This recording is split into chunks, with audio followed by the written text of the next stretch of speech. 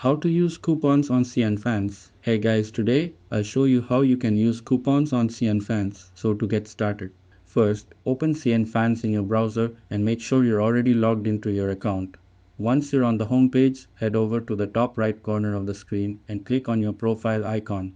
From the drop-down menu, click on My Account. Once you're inside your dashboard, you'll see your account ID displayed at the top. Just below that, you'll notice a redeem code box. This is where you'll be entering your coupon codes. Right underneath the redeem box, there are a few additional sections like coupon used, coupon expired, and available coupons.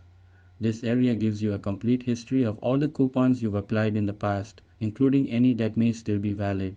Now, let's talk about how you actually get these coupon codes. Whenever coupons are available, they're usually shared by the platform or through promotions. Some of the common working codes you might see are things like Cnfans 15, Cnfans 10, or even Cnfans 5. The number usually reflects the discount percentage or value.